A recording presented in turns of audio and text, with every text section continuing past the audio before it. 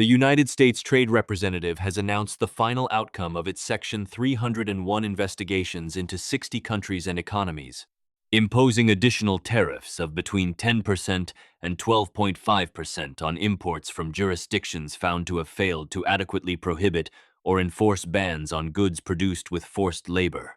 The measures were announced on July 23rd, following a 4-month investigation launched at the direction of President Donald Trump to assess whether foreign governments had taken sufficient action to prevent the importation of goods made with forced labor. The additional duties apply to products entered for consumption in the United States on or after 24 July. Welcome to another episode of Regtalks. Join us as we explore one of the broadest uses of Section 301 of the Trade Act of 1974 in recent years, extending beyond traditional trade issues to target what the U.S. considers both a human rights concern and a trade distortion. That's right, and I'm here to break down what just happened. Today, we're diving into the USTR's Section 301 investigations. We'll explain why these tariffs matter, how they're structured, and what they mean for both global supply chains and everyday consumers.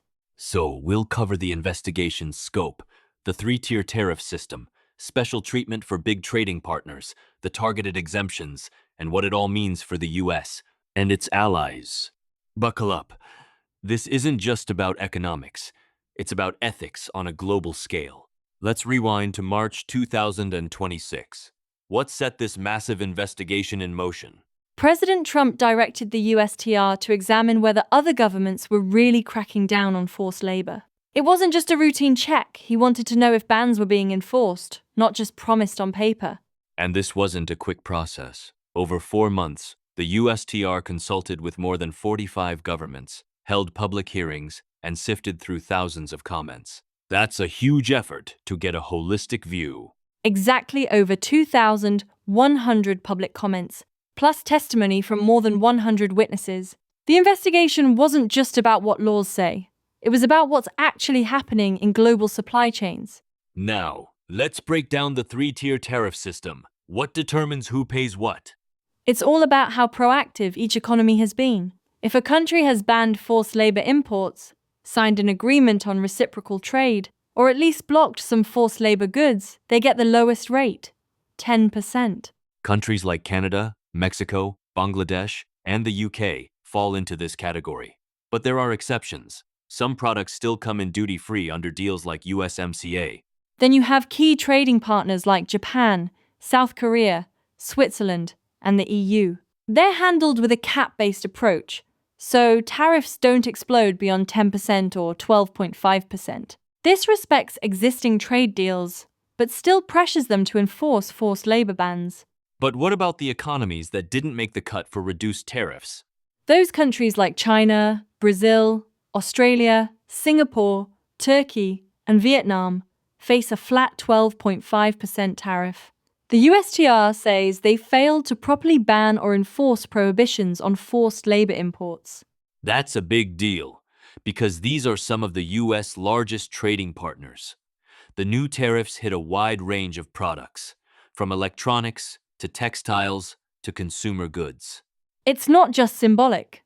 This could shift supply chains and consumer prices, especially if companies have to rethink where they source their products.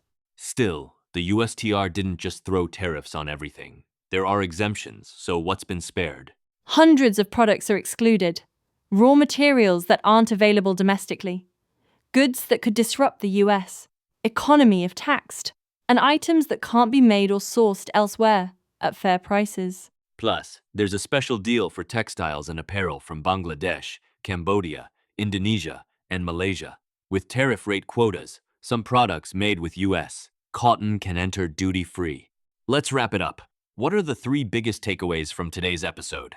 First, the USTR's new tariffs are a historic step putting forced labor at the heart of US trade policy. Second, the 3-tier system and capped rates show a nuanced approach, balancing trade deals with ethical enforcement. Third, targeted exemptions and textile incentives aim to limit disruptions and reward responsible sourcing. If you're a business or consumer, now's the time to check where your imports come from and ask suppliers about their labor practices. Thanks for joining us to unpack a turning point in trade and human rights. We'll keep tracking how these measures reshape global commerce and what comes next for ethical supply chains.